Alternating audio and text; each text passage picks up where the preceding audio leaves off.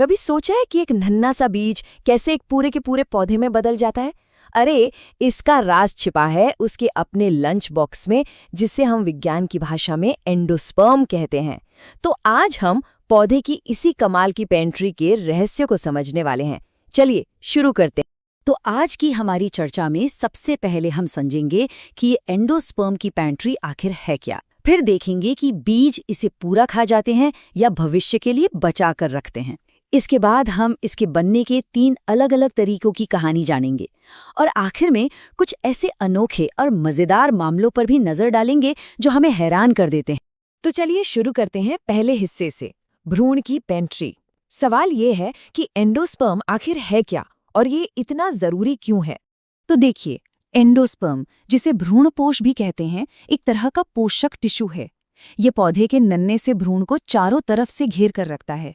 इसका सीधा साधा काम है भ्रूण को स्टार्च जैसे जरूरी पोषक तत्व देना। यूं समझिए कि ये पौधे के बच्चे के लिए पहला सबसे जरूरी भोजन है। और हाँ, इस मेन्यू में सिर्फ स्टार्च ही नहीं है। एंडोस्पर्म तो कार्बोहाइड्रेट, प्रोटीन और लिपिड से भरा पूरा एक पावर हाउस है। मतलब ये एक ऐसा संतुलित आहार है जो भ्रूण को मजबूती से बढ़ने के लिए सारी की सारी एनर्जी देता है।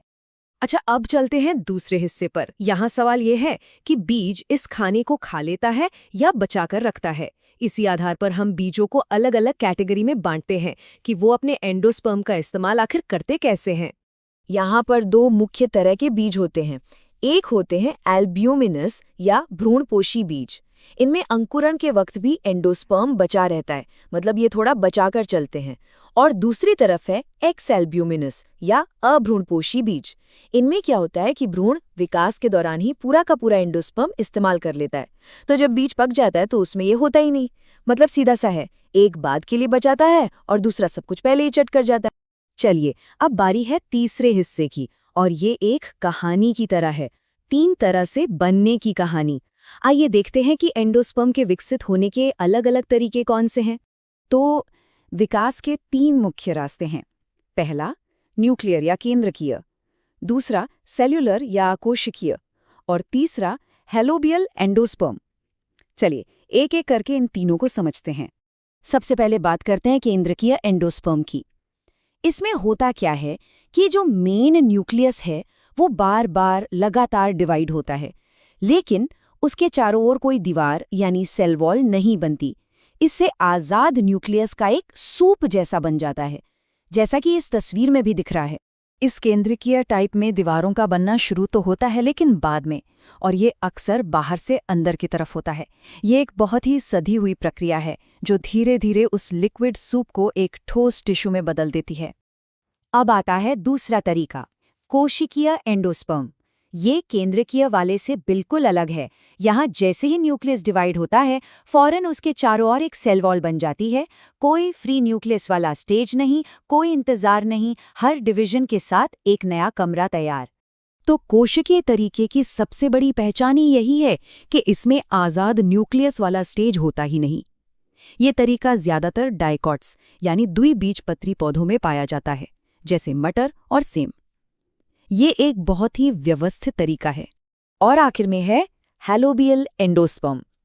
इसे आप केंद्रकीय और कोशिकीय के बीच का रास्ता कह सकते हैं।